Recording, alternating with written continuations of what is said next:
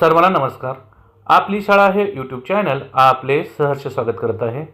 आजच्या व्हिडिओमध्ये आपण जनगणना 2027 यामध्ये जी आपल्याला किट मिळाली आहे त्या किटमध्ये नक्की कोणकोणत्या प्रकारचं साहित्य आहे याविषयीची संपूर्ण माहिती पाहणार आहात।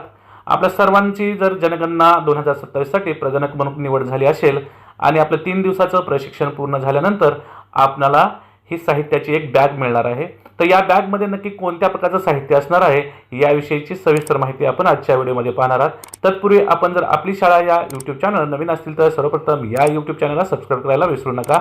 चला तर सुरुवात करूया आजच्या व्हिडिओला। पहा, जनगणना 2027 साठी आपल्याला अशा प्रकारची एक बॅग दिलेली आहे। या बॅगवर आपल्याला एक लोगो दिसत आहे, भारत की जनगणना 2027 किंवा सेन्सस ऑफ इंडिया 2027 आणि खाली नाव आहे जनगणनाचे जनकल्याण। तसेच या बॅगला वरच्या बाजूला एक चेन दिलेला आहे, त्यामध्ये कप्पा देखील आहे आणि पाठीमागच्या बाजूला जर पाहिलं तर आपल्या पाठीवर अडकवण्यासाठी दोन या ठिकाणी पट्ट्या पण दिलेल्या आहेत की आपण ती बॅग पाठीवर चांगल्या प्रकारे अडकवू शकतो किंवा खांद्याला अडकवायची असेल तर त्या ठिकाणी देखील आपल्याला दोन पट्ट्या दिलेल्या आहेत। तर अशा प्रकारे हे आपली जनगणना 2027 साठीची किट असणार आहे, ही बॅग असणार आहे। आता या बॅगमध्ये नक्की कोणकोणत्या प्रकारचं साहित्य आहे ते आपण समजून घेणार आहोत। आपण पाहिलं आताच की वरच्या बाजूला आपल्याला एक चेन दिलेली आहे, त्या चेनमध्ये देखील एक कप्पा आहे। तसेच या बॅगला चांगल्या प्रकारे चिटकवण्यासाठी वेलक्रो देखील दिलेला आहे।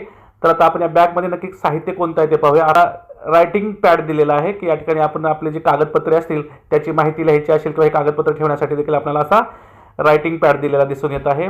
तसेच जर पाहिलं तर दुसऱ्या भारत की जनगणना 2027 अशा प्रकारची सूचना पुस्तिका देखील दिलेली आहे।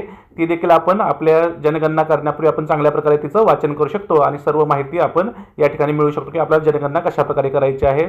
त्यानंतर दुसरं जर साहित्य पाहतो यामध्ये एक पाऊच आहे, त्या पाऊचमध्ये देखील वेगवेगळ्या प्रकारचं साहित्य आपल्याला दिसून येत आहे। त्यानंतर पहा आपण पुढील साहित्य काय ते समजून घेऊया। पहा, आपला जो आयडी कार्ड आहे त्या आयडी कार्डसाठी जो आपल्याला दोरी दिलेली असते ती दोरी देखील आपल्याला या ठिकाणी दिसत आहे आणि या दोरीवर जर पाहिलं तर जनगणना 2027 अशा प्रकारचं नाव दिसत आहे। तसेच आपल्याला एक छोटीशी डायरी दिसत आहे, ती डायरी देखील आपण पाहू शकतो। डायरीच्या पाठीमागे जर पाहिलं तर आपल्याला QR कोड दिसत आहे। ही जवळपास 60 पानांची ही डायरी आपल्याला या साहित्यामध्ये दिसून येत आहे। त्यानंतर पुढील साहित्य जर पाहिलं तर आपल्याला या ठिकाणी एक टोपी देखील दिसत आहे, कॅप, की आपण सर्वजण उन्हाळ्याचे दिवस असल्यामुळे आपण उन्हामध्ये जनगणना करणार आहे, तर आपल्या उन्हापासून संरक्षण व्हावे यासाठी हे आपल्याला या ठिकाणी एक टोपी दिसत आहे। या टोपीवर देखील जनगणना 2027 अशा प्रकारचा लोगो आपल्याला दिसत आहे। त्याच प्रकारे आयडी कार्ड ठेवण्यासाठी छोटासा पाऊच देखील दिसत आहे। तसेच आयडी कार्ड देखील आपण बनवून घेतलेलं असेल। तर अशा प्रकारे या जनगणना साहित्याच्या या किटमध्ये विविध प्रकारचं साहित्य आहे। आता या छोट्या पाऊचमध्ये आपण नक्की काय ते समजून घेऊया। या छोट्या पाऊचमध्ये जर आपण पाहिलं तर 2 मार्कर पेन आपल्याला या ठिकाणी दिसत आहेत। अशा प्रकारचे 2 मार्कर पेन आहेत।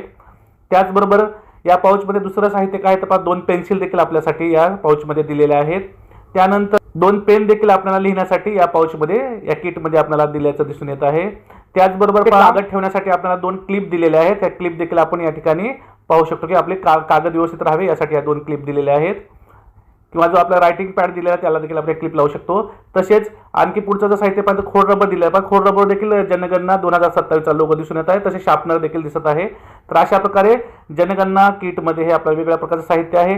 तर आपला पाऊच जर दिलेला आहे त्या पाऊचमध्ये आपण आपला आय कार्ड यामध्ये टाकून घ्यायचा आहे। तसेच हा जो दोरा दिलेला आहे जनगणना 2027 तो देखील आपण या ठिकाणी चांगल्या प्रकारे लावून घ्यायचा आहे आणि आपलं आय कार्ड आपण अशा प्रकारे तयार करायचं आहे आणि ते जेव्हा आपण जनगणना करण्यासाठी जाऊ ते आपण गळ्यामध्ये आपल्या ते आय कार्ड असणं गरजेचं असणार आहे। तर अशा प्रकारे जनगणना ही जी किट दिलेली आहे भारत की जनगणना 2027 मध्ये आपल्याला वेगवेगळ्या प्रकारचं साहित्य दिसून येतं। तर आजच्या व्हिडिओमध्ये नक्की आपण कोणत्या प्रकारचं जनगणना 2027 च्या किटमध्ये साहित्य आहे याविषयीची संपूर्ण माहिती पाहिली। मला आशा आहे तुम्हाला सर्वांना हा व्हिडिओ नक्कीच आवडला असेल। तुम्हाला जर हा व्हिडिओ आवडला असेल तर आपली शाळा या यूट्यूब चॅनलला सबस्क्राइब करायला विसरू नका। पुन्हा एकदा भेटूया एका नवीन व्हिडिओसह, तोपर्यंत सर्वांना मनपूर्वक धन्यवाद।